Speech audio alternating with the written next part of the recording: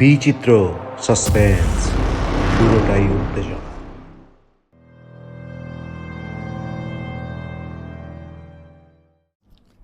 বাংলা এবং বিশ্ব সাহিত্যের বিচিত্র সব সাসপেন্স গল্প দিয়ে সাজানো বিচিত্র স্টেশনের বিচিত্র সাসপেন্স। এই পর্যায়ে আজ আপনারা শুনবেন প্রখ্যাত কথাসাহিত্যিক এবং গল্পের জাদুকর হুমায়ুন আহমেদের একটি ভিন্নধর্মী গল্প। গল্পটির নাম ভয়।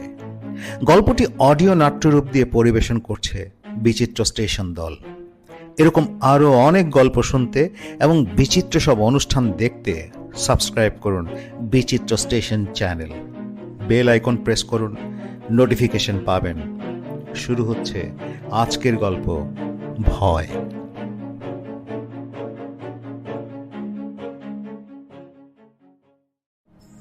ভদ্রলোকের সঙ্গে আমার কিভাবে পরিচয় হলো সেটা আগে বলিনি।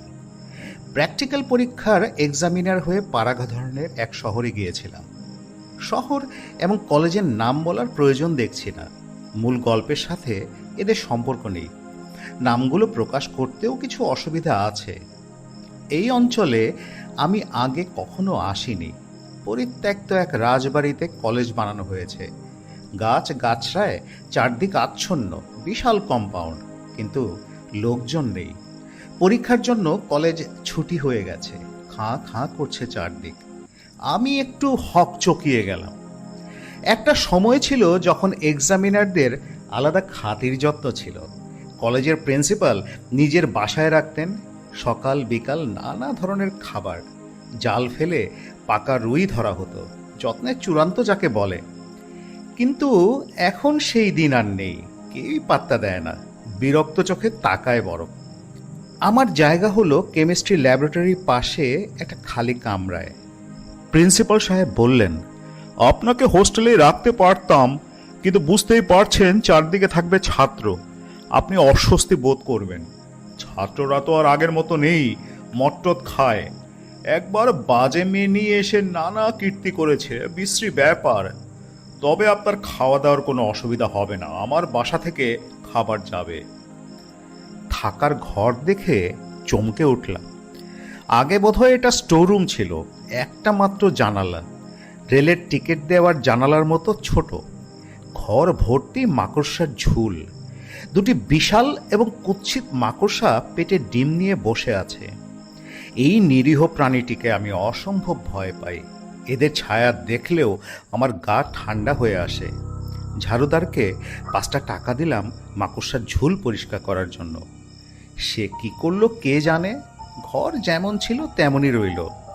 দুটির জায়গায় এখন দেখছি 3টি মাকড়সা। তৃতীয়টির গায়ের রং কালো, চোখ জলজল করছে। সন্ধ্যাবেলা হারিস নামে একজন লোক এসে একটা হারিকেন জ্বালিয়ে দিয়ে গেল, অথচ দিনের বেলায় ইলেকট্রিসিটি আছে দেখেছি। হারিস বলল, রাত 10টার পরে কারেন্ট আসে। আমার বিস্ময়ের সীমা রইল না। রাত 10টার পর আমি কারেন্ট দিয়ে করব কি? সন্ধ্যার পর এলেন কেমিস্ট্রির ডেমনস্ট্রেটর সিরাজউদ্দিন। এর সঙ্গে আমার সকালে একবার দেখা হয়েছে। তখন বোধহয় তেমন মনোযোগ দিয়ে দেখিনি। মুখ ভর্তি আর্নেস্ট হেমিংওয়ের মতন চাপদারি, মাথায় টুপি, চোখে সুরমা। গা থেকে আতরের গন্ধ বেরোচ্ছে। বেটে খাটো একজন মানুষ, বয়স 50-এর মতো হলেও চমৎকার স্বাস্থ্য। এই গরমেও গায়ে ঘিয়া রঙের একটা চাদর। তিনি কথা বলেন খুব সুন্দর করে। স্যার, কেমন আছেন? ভালো আছি। আপনার খুব তকলিফ হলো স্যার। না, তকলিফ আর কি। আগে এক্সামিনার সাহেবরা এলে প্রিন্সিপাল সাহেবের বাসায় থাকতেন, কিন্তু ওর ছেলের মাথায় দোষ আছে। প্রিন্সিপাল স্যার এখন আর কাউকে বাসায় রাখেন না। ছেলেটা বড় ঝামেলা করে। আমি বললাম, আমার কোনো অসুবিধা হচ্ছে না। সিরাজউদ্দিন সাহেব ক্ষীণ কণ্ঠে বললেন, স্যার, ভেতরে এসে একটু বসবো? নিশ্চয়ই নিশ্চয়ই, আসুন আসুন, গল্প করি। সিরাজউদ্দিন সাহেব বসতে বসতে বললেন, এখানে ডিস্ট্রিক্ট কাউন্সিলের একটা ডাক বাংলো আছে। আপনাকে আমরা সেখানে রাখতে চেয়েছিলাম, কিন্তু সেখানে রেভিনিউ সিওর ফ্যামিলি নিয়ে থাকেন। কোয়ার্টারের বড় অভাব। বুঝতে পারছি, এ নিয়ে আপনি ভাববেন না। দিনের বেলাটা তো কলেজেই কাটাবো, রাতে এসে শুধু ঘুমাবো। বইপত্র নিয়ে এসেছি, সময় কাটানো কোনো সমস্যা হবে না। সিরাজউদ্দিন সাহেব ইতস্তত করে বললেন, রাতে ঘুম থেকে বেরোতে হলে একটু শব্দ টব্দ করে তারপর বেরোবেন। খুব সাপের উপদ্রব। ও তাই নাকি? জি স্যার, এখন সাপের সময়। গরমে অতিষ্ঠ হয়ে গর্ত থেকে বের হয়, হাওয়া খায়। আমার গা হিম হয়ে গেল। এ তো মহা যন্ত্রণা। প্রায় 200 গজ দূরে ঝোপ ঝাড়ের মধ্যে বাথরুম। আমার আবার রাতে কয়েকবার বাথরুমে যেতে হয়। তবে স্যার ঘরের মধ্যে ভয় নেই, চারদিকে কার্বলিক অ্যাসিড দিয়ে দিয়েছি, সাপ আসবে না। না এলেই ভালো। যদি স্যার অনুমতি দেন পা উঠিয়ে বসি। বসুন বসুন, যেভাবে আপনার আরাম হয় সেভাবেই বসুন। ভদ্রলোক পা উঠিয়ে বসলেন এবং একের পর এক সাপের গল্প শুরু করলেন। সেই সব গল্প অতি বিচিত্র। রাতে ঘুম ভেঙেছে, হঠাৎ তার মনে হলো নাভির উপর চাপ পড়ছে। চোখ মেললেন, ঘরে চাঁদের আলো। সেই আলোয় লক্ষ্য করলেন একটা সাপ কুণ্ডলি পাকিয়ে তার নাভির উপরে শুয়ে ঘুমোচ্ছে। আসল সাপ, শঙ্খচূড়। এক সময় আমি বিরক্ত হয়ে বললাম, সাপের গল্প আর শুনতে ইচ্ছে করছে না, দয়া করে অন্য গল্প বলুন। ভদ্রলোক সম্ভবত সাপের গল্প ছাড়া অন্য কোনো গল্প জানেন না। কিছুক্ষণ চুপ করে থেকে শুরু করলেন সাপের সঙ্গম দৃশ্যের বর্ণনা। চৈত্র মাসের এক জ্যোৎস্নায় তিনি এই দৃশ্য দেখেছেন। বর্ণনা শুনে আমার গা ঘিন ঘিন করতে লাগলো। সিরাজউদ্দিন সাহেব বললেন, সাপ যে জায়গায় এসব করে তার মাটি কবজে ভরে কোমরে রাখলে পুরুষত্ব পারে। বিজ্ঞানের একজন শিক্ষকের মুখে কি অদ্ভুত কথা। আমি ঠাট্টা করে বললাম, তা আপনি সেখানকার মাটি কিছু সংগ্রহ করলেন? তিনি আমার ঠাট্টা বুঝতে পারলেন না। সরল ভঙ্গিতে বললেন, জি না স্যার। লোকটা নির্বোধ। নির্বোধ মানুষের সঙ্গে আমার কথা বলতে ভালো লাগে না, কিন্তু এই লোক উঠছে না। সাপ সম্পর্কিত যাবতীয় তথ্য সে আমাকে দেবে বলে বোধহয় তৈরি হয়ে এসেছে। মুক্তি পাবার জন্য একসময় বলেই ফেললাম, সারাদিনের জার্নিতে টায়ার্ড হয়ে এসেছি, যদি কিছু মনে না করেন বাতিটা দিয়ে নিভিয়ে শুয়ে পড়ব। ভদ্রলোক অবাক হয়ে বললেন, কি বলছেন স্যার? ভাত না খেয়ে ঘুমাবেন? ভাত তো এখনো আসেনি, দেরি হবে। আমি প্রিন্সিপাল সাহেবের বাসা থেকে খোঁজ নিয়ে তারপর আপনার কাছে এসেছি। আমি যাওয়ার পর রান্না চড়িয়েছে, গোস্ত রান্না হচ্ছে। ও আচ্ছা, তাই নাকি? জি। আপনি গরুর মাংস খান তো? জি জি, খাই আমি। এখানে কসাইখানা নেই, মাঝে মাঝে গরু কাটা হয়। আজ হাটবার, তাই গরু কাটা হয়েছে। প্রিন্সিপাল সাহেব 2 ভাগ নিয়েছেন, 25 টাকা করে ভাগ। ও তাই বুঝি? প্রিন্সিপাল স্যারের স্ত্রী খুব ভালো রান্না করেন। ও তাই নাকি? জি জি। তবে আজ রান্না করছে তার ছেলের বউ, যে ছেলেটা পাগল তার বউ। ও আচ্ছা আচ্ছা। বিরাট অশান্তি চলছে প্রিন্সিপাল স্যারের বাড়িতে। ছেলে বটি দিয়ে তার মাকে কোপ দিতে গেছে, বউ গিয়ে মাঝখানে পড়ল। এখন ছেলেকে বেঁধে রেখেছে, এই জন্যেই রান্নায় দেরি হচ্ছে। কোনো হোটেলে গিয়ে খেয়ে এলেই তো হতো, এদের এরকম দুঃসময়ে। কি যে বলেন স্যার, আপনি আমাদের মেহমান না? তাছাড়া ভদ্রলোকের খাওয়ার মতো হোটেল এই জায়গায় নেই, নিতান্তই গণ্ডগ্রাম। হঠাৎ সাব ডিভিশন হয়ে গেল, ভালো একটা চায়ের দোকান পর্যন্ত নেই। রাত 10:30টায় খাবার এলো, 2 প্লেট। সিরাজউদ্দিন সাহেবও আমার সঙ্গে খেতে বসলেন। হাত ধুতে ধুতে বললেন, প্রিন্সিপাল স্যার আমাকে আপনার সঙ্গে খেতে বলেছেন। আপনি হচ্ছেন আমাদের মেহমান, আপনি একা একা খাবেন তা কি হয়? প্রিন্সিপাল সাহেবের ছেলের বউ অনেক কিছু রান্না করেছেন, অসাধারণ রান্না। সামান্য সব জিনিসও রান্নার গুণে অপূর্ব হয়েছে। মেয়েটার জন্যে আমার কষ্ট হতে লাগলো। বেচারি হয়তো চোখের জল ফেলতে ফেলতে রেঁধেছে, আজ রাতে হয়তো কিছু খাবেও না। আমি বললাম, সিরাজউদ্দিন সাহেব। জি স্যার। প্রিন্সিপাল সাহেবের ছেলের বউকে বলবেন আমি এত ভালো রান্না খুব কম খেয়েছি। দ্রৌপদী এর চেয়ে ভালো রাঁধত বলে আমার মনে হয় না। জি স্যার, বলবো। তবে প্রিন্সিপাল স্যারের স্ত্রীর রান্নার কাছে কিছুই নয়। আছেন তো কিছুদিন, নিজেই বুঝবেন। প্রিন্সিপাল সাহেবকে বেশ বিচক্ষণ বলেই মনে হলো। তিনি একটা টর্চ লাইট পাঠিয়েছেন, ফ্লাস্ক ভর্তি চা পাঠিয়েছেন, পান সুপারি জর্দাও আছে কৌটায়। খাওয়া দাওয়ার পর সিরাজউদ্দিন সাহেব অনেকক্ষণ বসে রইলেন, চা খেলেন, পান খেলেন, দীর্ঘ একটা সাপের গল্প বললেন। বিদায় নিলেন রাত 11টার পর। যে লোকটি ক্রমাগতই সাপের কথা বলেছে এবং তার দেখলাম তেমন ভয় ডর নেই, টর্চ বা লাঠি ছাড়া দিব্যি হন হন করে চলেছে। আমি দরজা বন্ধ করে বিছানায় এসে বসলাম। নতুন জায়গায় চট করে ঘুম আসবে না। শুয়ে শুয়ে হালকা ধরনের কিছু বই পড়া যায়, কিন্তু হারিকেনের এই আলোয় সেটা সম্ভব হবে না। আমি সিগারেট ধরিয়ে সুটকেস খুললাম, বই বের করব। ঠিক তখন একটা কাণ্ড ঘটল। প্রচণ্ড ভয় লাগলো, অথচ ভয়ের কোনোই কারণ ঘটেনি। তবু আমার হাত পা কাঁপতে লাগলো, যেন দরজার ওপাশে অশরীরী কিছু দাঁড়িয়ে আছে, যেন এক্ষুনি সেই অশরীরী অতিথি ভয়ঙ্কর কিছু করবে। আমি নিজের অজান্তে চেঁচিয়ে উঠলাম, কে কে? আর তখন শুনলাম থপথপ শব্দে একজন কেউ যেন দূরে চলে যাচ্ছে। ছোট্ট একটা কাশির শব্দও শুনলাম। ভয়টা যেমন হঠাৎ এসেছিল তেমনি হঠাৎ চলে গেল। আমি খুবই স্বাভাবিক ভঙ্গিতে দরজা খুলে বাইরে এসে দাঁড়ালাম। চাঁদের আলোয় চারদিক থই থই করছে, কোথাও কেউ নেই। অথচ এই অস্বাভাবিক ভয় আমাকে অভিভূত করলো কেন? এখনো আমার গা ঘামে ভেজা, হৃৎপিণ্ড লাফাচ্ছে। আমি শারীরিকভাবে পুরোপুরি স্বাভাবিক না হওয়া পর্যন্ত বারান্দায় দাঁড়িয়ে রইলাম। হালকা বাতাস দিচ্ছে, বেশ লাগছে দাঁড়িয়ে থাকতে। লুঙ্গি পরা খালি গায়ের এক লোক বিড়ি টানতে টানতে আসছে। আমাকে দেখেই বিড়ি লুকিয়ে ফেলে বলল, আদাব স্যার।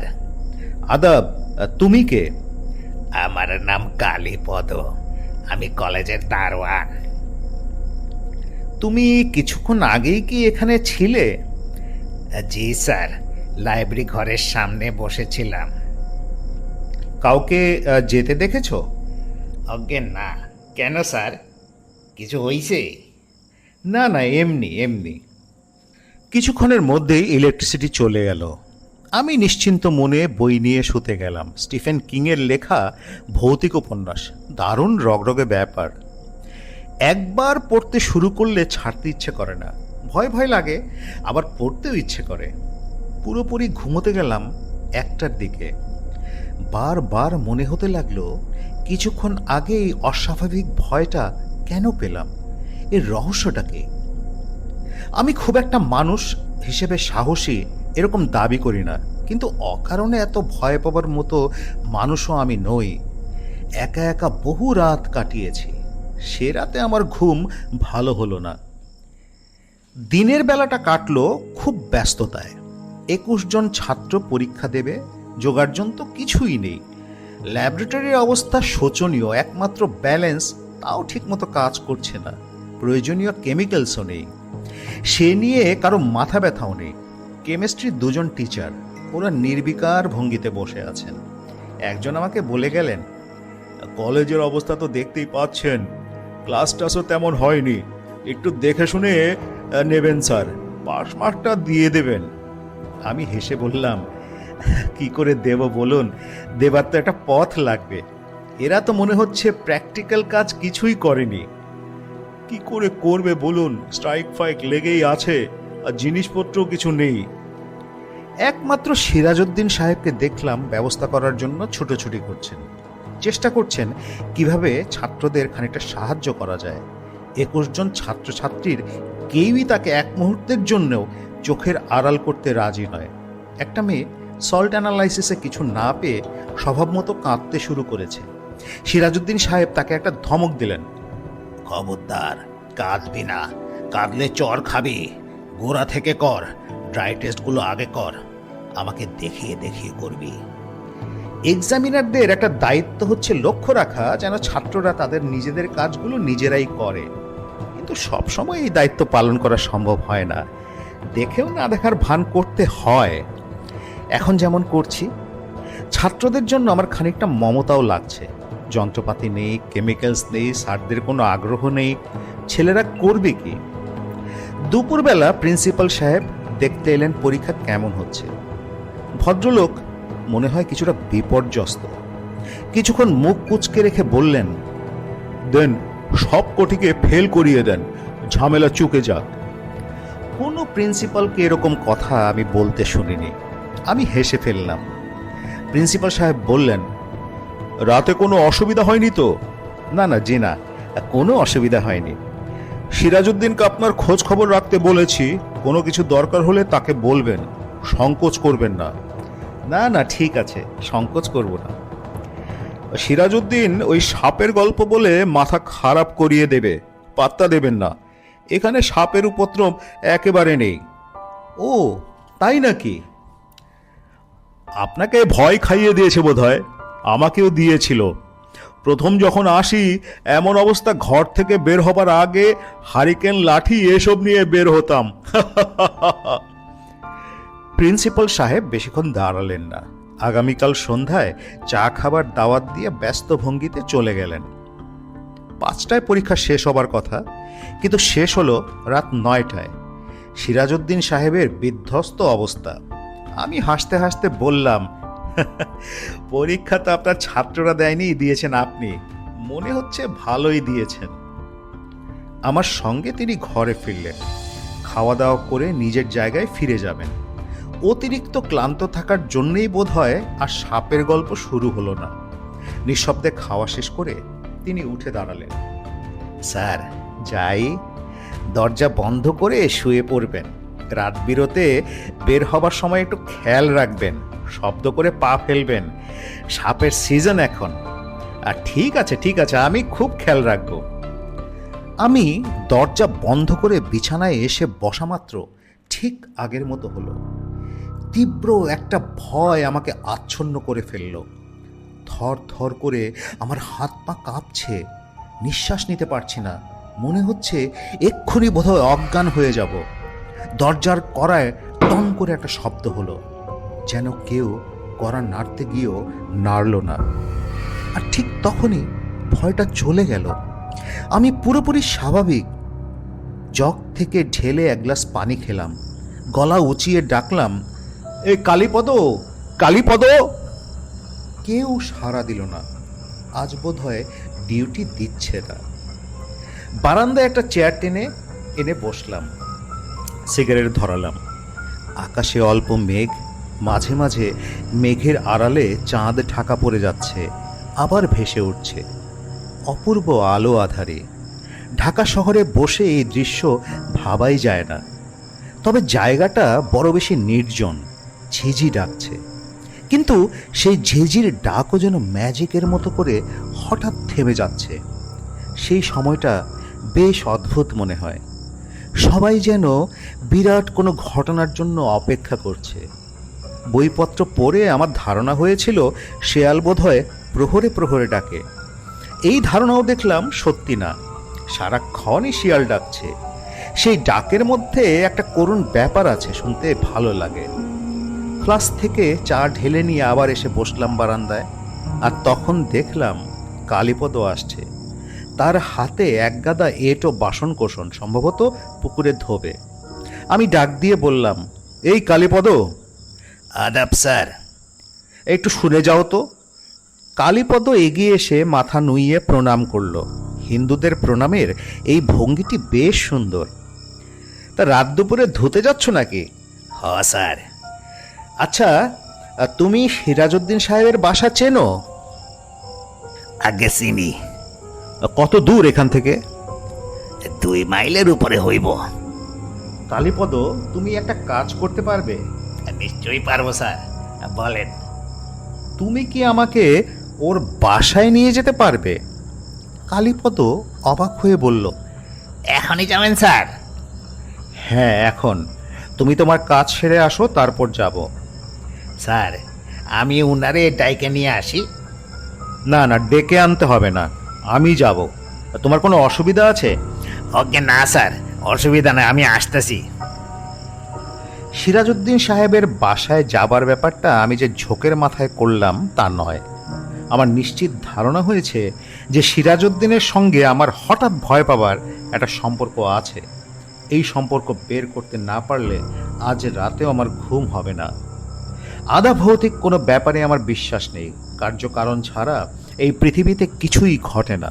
বস্তু জগতের প্রতিটি বস্তুকেই নিউটনের গতিসূত্র মানতে হয়। ডাল ভাঙা ক্রোশ বলে একটা কথা বইপত্রে পড়েছি। আজ রাতে সেটা বাস্তবে জানা গেল। হাঁটছি তো হাঁটছি, মাঝে মাঝে জিজ্ঞেস করছি, কালীপদ আর কত দূর? সে তার উত্তরে ফোঁত জাতীয় একটা শব্দ করছে। লোকটি কথা কম বলে, কথাবার্তা হ্যাঁ নার মধ্যেই সীমাবদ্ধ। কিংবা কে জানে, গ্রাম ট্রামের দিকে হয়তো চলতি অবস্থায় কথা কম বলার নিয়ম। তার উপর লক্ষ্য করলাম লোকটি একটু ভীতু টাইপের। কোনো শব্দ হলেই দাঁড়িয়ে যাচ্ছে, এদিক ওদিক তাকাচ্ছে। আমি যখন বলছি কি হলো কালীপদ, তখন আবার হাঁটা শুরু করছে। আমি আগেও দেখেছি দারোয়ানরা সবসময় ভীতু ধরনের হয়। এক সময়ে আমরা ছোটখাটো একটা নদীর ধারে চলে এলাম। বর্ষাকালে এর চেহারা রমরমা থাকলেও থাকতে পারে, কিন্তু এখন দেখাচ্ছে সরু ফিতার মতো। পায়ের পাতাও হয়তো ভিজবে না। এই কালীপদ, এই নদীর নাম কি? বিরুই নদী। বিরুই চালের কথা শুনেছি, এই নামে নদীও আছে তা কে জানতো? আমি জিজ্ঞেস করলাম, নদী পার হতে হবে? আগে না। এসে পড়েছি নাকি? হ। সে হ বলেও থামছে না। ভাবভঙ্গি দেখে মনে হচ্ছে না কোথাও থামবে। মনে হচ্ছে এটা আমাদের অনন্ত যাত্রা। সিরাজউদ্দিনের সঙ্গে কথাবার্তা কি বলবো তার কিছুই ঠিক করিনি। আগে থেকে ঠিকঠাক করে গেলে কোনো লাভ হয় না। আসল কথা বলার সময় ঠিক করে রাখা কথা একটাও মনে আসে না। কতবার এরকম হয়েছে। যৌবনে জরি নামে একজন কিশোরীর সঙ্গে বেশ ভালো পরিচয় ছিল, খুব সাহসী মেয়ে। সে নিজ থেকেই একবার আমাকে খবর পাঠালো আমি যেন সন্ধ্যাবেলায় তাদের ছাদে অপেক্ষা করি। সারাদিন ভাবলাম ছাদের নির্জনতায় কী সব কথা বলবো, কতটুকু আবেগ থাকবে, কোন পর্যায়ে হাতে হাত রাখবো। বাস্তবে তার কিছুই হলো না। প্রচণ্ড ঝগড়া বেঁধে গেল। জরি কাঁদো কাঁদো গলায় আমাকে ছোট লোক বলল। আমি কড়া গলায় বললাম, আমি ছোট লোক না, ছোট লোক হচ্ছে তুমি। তুমি একা নাও, তোমার বাড়ির সবাই ছোট লোক, এবং তোমার বড় মামা একটা ইতর। আবেগ ভালোবাসার একটা কথাও দুজনের কেউ বললাম না। স্যার, এই বাড়ি। আমি থমকে দাঁড়ালাম। ছোট্ট একটা টিনের ঘর, কলা গাছ দিয়ে ঘেরা। খড় পোড়ানো গন্ধ আসছে। পরিষ্কার ঝকঝকে উঠান। উঠানে দাঁড়াতেই কুকুর ডাকতে লাগলো। চোর ভেবেছে বোধহয়। ভেতর থেকে সিরাজউদ্দিন চেঁচালো, কে কে? কালীপদ বলল, দরজা খুলেন, আমি কালীপদ। দরজা সঙ্গে সঙ্গে খুলল না। হারিকেন জ্বালানো হলো, তাতে বেশ খানিকটা সময় লাগলো। সিরাজউদ্দিন একটা লুঙ্গি পরে খালি গায়ে বের হয়ে এলো। চোখ কপালে তুলে বলল, স্যার আপনি? দেখতে এলাম আপনাকে। কেন? কোনো কারণ নেই, ঘুম আসছিল না। ভাবলাম দেখি রাতের বেলা গ্রাম দেখতে কেমন লাগে। আপনি বোধহয় শুয়ে পড়েছিলেন, ঘুমিয়ে পড়েছিলেন। জি। খুব লজ্জিত, খুব লজ্জিত, কিছু মনে করবেন না। আসেন আসেন, ভেতরে এসে বসেন। সিরাজউদ্দিন সাহেবের বিস্ময় এখনো কাটেনি। তিনি বীর বীর করে বললেন, কোনো ঝামেলা হয়েছে স্যার? না না, ঝামেলা কি হবে, বেড়াতে এসেছি, একটু অসময়ে চলে এলাম, এই আর কি। স্যার একটু চা করি? অসুবিধা না হলে করেন। না না, কোনো অসুবিধা নাই, কোনো অসুবিধা নাই। সিরাজউদ্দিন সাহেব ছুটোছুটি করতে লাগলেন। উঠোনে চুলা জ্বালানো হলো। কালীপদ দেখলাম টাকা নিয়ে আবার ছুটে বেরিয়ে যাচ্ছে। হয়তো চা বা চিনি নেই, আনতে গেছে। এই রাত দুপুরে কোথায় এসব পাবে কে জানে।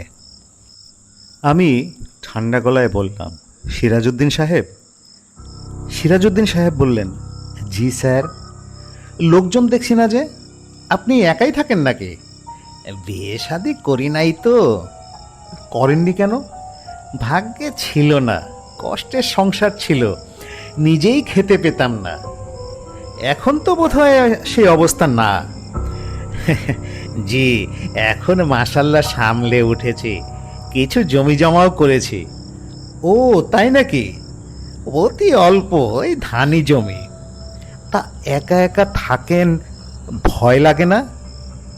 স্যার, ভয় লাগবে কেন? সিরাজউদ্দিন অবাক হয়ে তাকিয়ে রইলেন।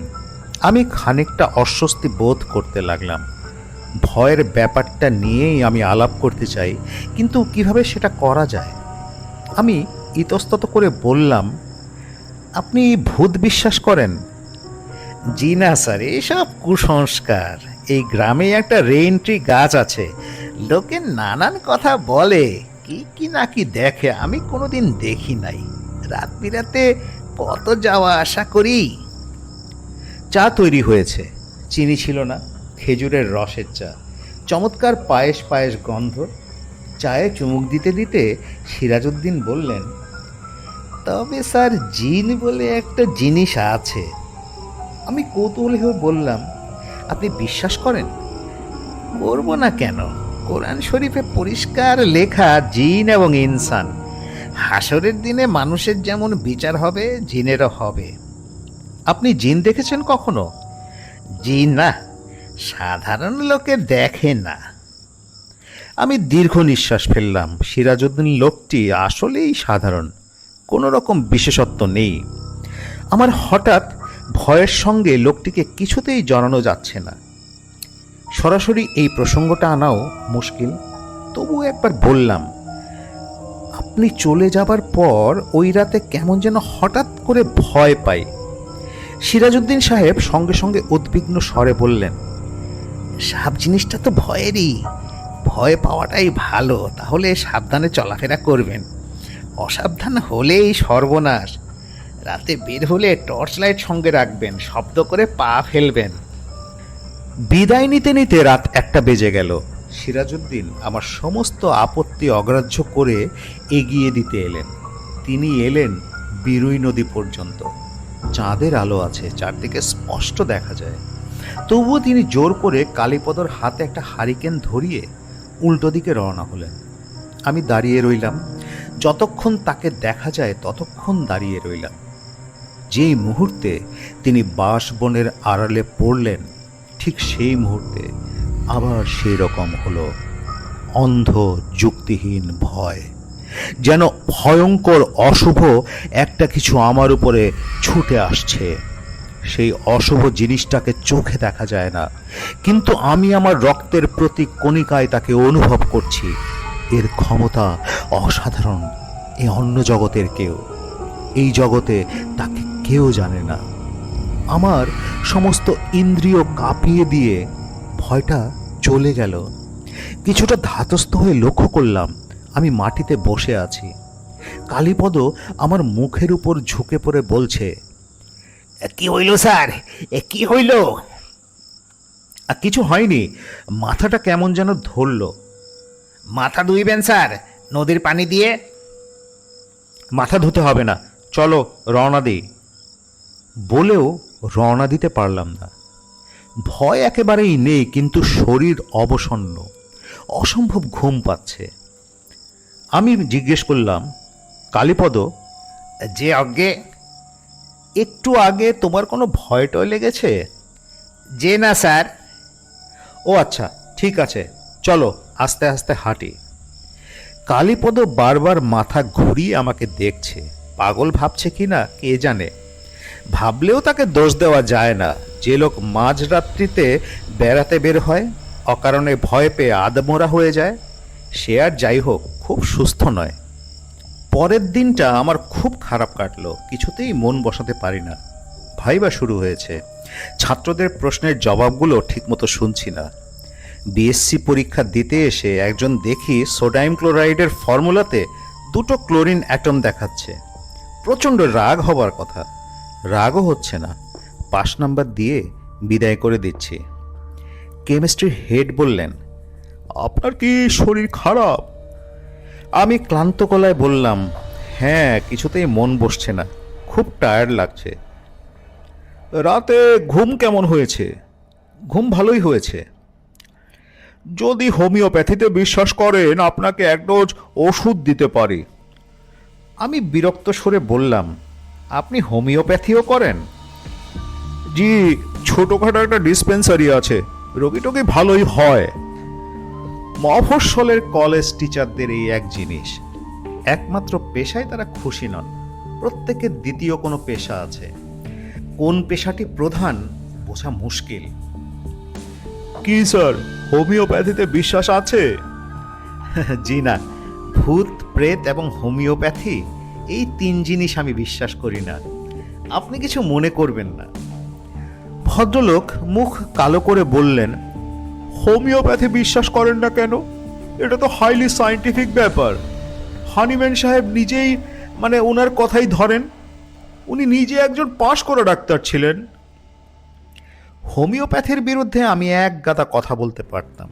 200 পাওয়ারের একটি ওষুধে যে আসলে কোনো ওষুধই থাকে না, সেটা মোলার কনস্ট্রাকশন এবং অ্যাভোগাড্রো নাম্বার দিয়ে সহজেই প্রমাণ করা যেত। তর্কের ক্ষেত্রে সবসময় আমি তাই করি, কিন্তু আজ ইচ্ছে করছে না। 5টা বাজতেই উঠে পড়লাম। পরীক্ষা তখনও চলছে, চলতে থাকুক। আমি বললাম, আপনারা ভাইবা শেষ করে নিন, আমি ঘরে চলে যাব। প্রিন্সিপাল সাহেবের বাসায় আপনার না চা খাওয়ার কথা? ভুলেই গিয়েছিলাম। মনে পড়ায় মেজাজ আরও খারাপ হলো। কোথাও যেতে ইচ্ছে করছে না, তবুও যেতে হবে। প্রিন্সিপাল সাহেবও দাওয়াতের কথা ভুলে গিয়েছিলেন। আমাকে দেখে অনেকক্ষণ অদ্ভুত চোখে তাকিয়ে থেকে বললেন, ও আচ্ছা আচ্ছা, আসুন আসুন, চা খেতে বলেছিলাম তাই তো? কিচ্ছু মনে নেই।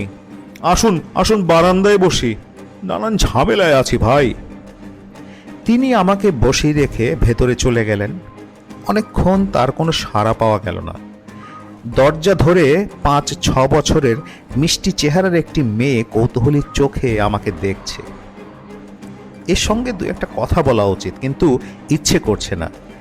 বাড়ির ভেতর থেকে হিংস্র পশুর গর্জনের মতো গর্জন কানে আসছে। একটি মেয়ে কাঁপছে, কখনো কখনো কান্না থেমে যাচ্ছে, আবার শুরু হচ্ছে। এই রকম অবস্থায় চায়ের জন্য অপেক্ষা করাটাও অপরাধ। অনেকক্ষণ বসিয়ে রাখলাম আপনাকে, ছেলেটা বড় ঝামেলা করছে, শুনেছেন বোধহয়? জি, শুনেছি। ভালো খবর কেউ কখনো শোনে না, কিন্তু এইসব খবর সবাই শুনে ফেলে। নিতান্ত অপরিচিত লোকে এসে গায়ে পড়ে বিচিত্র সব চিকিৎসার কথা বলে। আমি চুপ করে রইলাম। প্রিন্সিপাল সাহেব তিক্ত গলায় বললেন, সেই জাতীয় চিকিৎসা হচ্ছে এখন। 7 নদীর পানিতে গোসল, ঠান্ডায় গোসল করে নিউমোনিয়া বাঁধাবে। ডাক্তারি চিকিৎসা করাচ্ছেন না? তাও আছে, বৈজ্ঞানিক অবৈজ্ঞানিক সব রকম চিকিৎসা চলছে, কোনটাই লাগছে না। তা অসুখটা শুরু হলো কিভাবে? প্রিন্সিপাল সাহেব দীর্ঘ নিঃশ্বাস ফেললেন। এই প্রসঙ্গ নিয়ে কথা বলতে হয়তো তার ইচ্ছা করছে না। এর মধ্যে চা চলে এলো। শুধু চা নয়, সাথে মিষ্টি, সিঙ্গারা, কচুরি। প্রিন্সিপাল সাহেব বললেন, নিন চা নিন। খিদে না থাকলে খাবারগুলো খাবেন না, সব দোকানের কেনা। এদিকে আবার খুব ডায়রিয়া হচ্ছে। চাটা খুব চমৎকার। এক চুমুক দিতেই মাথা ধরাটা অনেকখানি সেরে গেল। প্রিন্সিপাল সাহেব অন্য মনস্ক ভঙ্গিতে বললেন, ও কি করে অসুখটা শুরু হলো সত্যি জানতে চান? আপনার যদি বলতে ইচ্ছে না করে তাহলে থাক। না না, শুনুন। গত বছরে গরমের সময় আমার এই ছেলে তার বউকে নিয়ে এখানে আসে। আমি অনেক দিন থেকে আসতে বলছিলাম, ছুটি পায় না, তাই আসতে পারে না। ব্যাংকের চাকরি, ছুটি ছাটা কম। সেবার 7 দিনের ছুটি নিয়ে এসেছে। আমরা এসেছি 2 বছর আগে, ছেলে প্রথম এলো। আমরাও খুব খুশি। রাত্রিবেলা বেশ গল্পগুজব করছি। সিরাজউদ্দিন এসেছে, সাপের গল্প টল্প করছে। রাত 10টার দিকে সিরাজউদ্দিন চলে যেতেই ছেলেটা কেমন যেন হয়ে গেল, থরথর করে কাঁপছে, মুখ দিয়ে ফেনা ভাঙছে। কোনো মতে বলল তার নাকি অসম্ভব ভয় লাগছে। কিছুক্ষণের মধ্যেই সে স্বাভাবিক হয়ে গেল, হাসি তামাশা করতে লাগলো। তখন কিছু বুঝতে পারিনি, কিন্তু এখন বুঝছি ওই রাতেই তার পাগলামির প্রথম শুরু। প্রিন্সিপাল সাহেব চুপ করলেন। আমি নিঃশ্বাস বন্ধ করে শুনছি। আমার শরীর দিয়ে শীতল স্রোত বয়ে যাচ্ছে, পিপাসায় বুক শুকিয়ে যাচ্ছে। প্রিন্সিপাল সাহেব বললেন, কয়েকদিন পর আবার এরকম হলো, সেও রাতের বেলা। কলেজের কিছু প্রফেসরকে খেতে বলেছিলাম, তারা খাওয়া দাওয়া করে চলে যাওয়ার পর আবার আমার ছেলে ওই রকম করতে লাগলো। আমি ক্ষীণস্বরে বললাম, সিরাজউদ্দিন সাহেবের দাওয়াত ছিল? হ্যাঁ ছিল, কলেজ স্টাফের সবাইকে বলেছিলাম। তা তারপর কি হলো বলুন। আর বলার কিছু নেই, রোজই ওরকম হতে লাগলো। কখন হতো? ওই রাত 10টা, 10:30টার দিকে। আমি কোনো কথা না বলে পরপর 2টো সিগারেট শেষ করলাম। চা খাওয়া হয়ে গিয়েছে, এখন আমার চলে যাওয়া উচিত, কিন্তু যেতে পারছি না। সিরাজউদ্দিন সাহেব কি প্রায় আসে নাকি এখানে? কথাটা আমি নিতান্তই অপ্রাসঙ্গিকভাবে বললাম। আসে আসে, আমার ছোট ছেলেকে প্রাইভেট পড়ায়, খুব সিনসিয়ার মানুষ। রোজ 7টার সময় আসে, রাত 10টা, 10:30টার আগে যায় না। আমি কি আপনার ছেলেটাকে একটু দেখতে পারি? তিনি বেশ অবাক হলেন, দাঁড়িয়ে উঠে বললেন, আসুন আমার সঙ্গে। আমি তার সঙ্গে গেলাম। না গেলেই ভালো করতাম। 27-28 বছরের একটা ছেলে, দড়ি দিয়ে বাঁধা। কি যে অসহায় লাগছে। ছেলেটি আমার দিকে কেমন অদ্ভুত ভঙ্গিতে তাকিয়ে আছে। আমি বললাম, একে এখান থেকে সরিয়ে নিয়ে যান, ঢাকায় নিয়ে চিকিৎসা করুন। ঢাকাতেই তো ছিল, সেরকম কোনো উন্নতি হয় নাই, টাকার শ্রাদ্ধ। এখানে বরঞ্চ ভালো আছে। ওই সিরাজউদ্দিনের সঙ্গে বেশ খাতির, সে এলে শান্ত থাকে, প্রায় স্বাভাবিক আচরণ করে। ও তাই নাকি? জি, ওই কয়েকদিন ধরে সিরাজ আসছে না, আপনাকে নিয়ে ব্যস্ত, তাই ছেলেটার উগ্র স্বভাব হয়ে গেছে। গত পরশু বটি নিয়ে মাকে কাটতে গিয়েছিল। তা সিরাজউদ্দিন সাহেবের সাথে কথাটা বলে? না না, কথা টথা কিছু না, ওই চুপচাপ থাকে। ও এলে খুশি হয়, এটা বুঝি। মুচকি মুচকি হাসে। সিরাজউদ্দিন গায়ে মাথায় হাত বুলিয়ে দিয়ে একেবারে শান্ত হয়ে যায়। আমি তাকিয়ে আছি ছেলেটার দিকে। সে গঙ্গানির মতো চাপা একটা শব্দ করছে, মুখ দিয়ে অনবরত লালা বেরোচ্ছে, মুখ কিঞ্চিত হা হয়ে আছে। একটু আগেই তাকে অসহায় লাগছিল, এখন সেরকম লাগছে না, কেমন যেন ভয়ঙ্কর লাগছে। আমি ঘর থেকে বেরোতে বেরোতে বললাম, প্রিন্সিপাল সাহেব, আমাকে আজ রাতেই ঢাকায় চলে যেতে হচ্ছে। কি বললেন? আমি কিছুতেই থাকতে পারছি না। কেন পারছি না সেই কারণও আমি আপনার কাছে ব্যাখ্যা করতে পারছি না, কোনোদিন পারবো বলে মনেও হয় না। আমি আপনার কথা কিছুই বুঝতে পারছি না। আপনি পরীক্ষা কয়েকদিন পিছিয়ে দিন, নতুন এক্সামিনার এনে বাকিটা শেষ করবে। অসম্ভব কথা বলছেন আপনি। তা বলছি, কিন্তু আমাকে যেতেই হবে। সে রাতেই আমি ঢাকা চলে আসি। এই অস্বাভাবিক ঘটনাটি স্মৃতি থেকে মুছে ফেলি পুরোপুরি। নিজেকে বোঝাই সে সমস্তই ছিল উত্তপ্ত মস্তিষ্কের কল্পনা। গ্রামের নির্জনতা কোনো না কোনোভাবে আমাকে প্রভাবিত করেছিল। এই ঘটনার প্রায় 4 বছর পর সিরাজউদ্দিন সাহেবের সঙ্গে আমার দেখা। আমি তাকে চিনতে পারিনি। তিনি বায়তুল মুকাররমের ফুটপাত থেকে উলেন সোয়েটার কিনছিলেন। তিনি আমাকে চিনতে পেরে হাসি মুখে এগিয়ে এলেন। স্যার, আমাকে চিনতে পেরেছেন? আমি সিরাজ। হ্যাঁ হ্যাঁ, চিনতে পেরেছি। ওইবার স্যার কাউকে কিছু না বলে হুট করে চলে এলেন। পরীক্ষা 1 মাস পিছিয়ে গেল। কি দুর্দশা ছাত্রদের, গরিবের ছেলে পেলে। আমি কঠিন স্বরে বললাম, তা আপনারা সবাই ভালো তো? জি স্যার। প্রিন্সিপাল সাহেব, উনি ভালো আছেন? ওনার খবরটা জানি না। ছেলেটা মারা যাওয়ার পর চাকরি ছেড়ে দিয়ে জামালপুর চলে গেলেন। ও, ছেলেটা মারা গেছে বুঝি? জি, বড়ই দুঃখের কথা। পাগল মানুষ বাড়ি থেকে বের হয়ে কোথায় চলে গেল, নানান জায়গায় খোঁজাখুঁজি। 3 দিন পর নদীতে লাশ ভেসে উঠল। আমি খুঁজে পাই, আমার বাড়ির পাশে ঘাটে গায়ে লেগেছিল। ও, তাই বুঝি? জি স্যার, খুব আফসোসের কথা। তা এখন কি নতুন প্রিন্সিপাল এসেছেন? জি, খুব ভালো লোক। প্রায় যাই উনার বাসায়, আমাকে খুব আদর করে। উনার সাথে গল্প গুজব করি। তবে স্যার, অদ্ভুত ব্যাপার কি জানেন? নতুন প্রিন্সিপাল সাহেবের স্ত্রী মাঝে মাঝে বিনা কারণে ভয় পেয়ে চিৎকার চেঁচামেচি করে। অবিকল আগের প্রিন্সিপাল সাহেবের ছেলের মতো অবস্থা। মনে হয় বাড়িটা একটা দোষ আছে।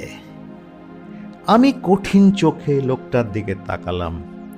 সিরাজউদ্দিন বলল, আপনার সঙ্গে দেখা হয়ে বড় ভালো লাগছে স্যার। আপনার কথা আমার প্রায়ই মনে হয়। সিরাজউদ্দিন হাসল। তার হাসিতে শিশুর সারল্য, চোখ দুটি মমতায় আর্দ্র। বিচিত্র স্টেশনের বিচিত্র সাসপেন্সে আজ আপনারা শুনলেন জনপ্রিয় কথা সাহিত্যিক হুমায়ুন আহমেদের একটি দারুণ গল্প। গল্পটির নাম ভয়।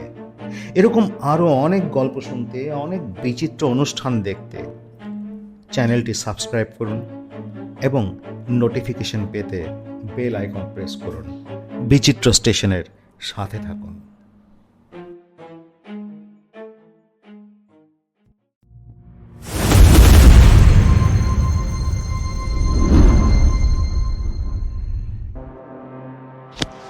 বিচিত্র সাসপেন্স, পুরোটাই উত্তেজনা।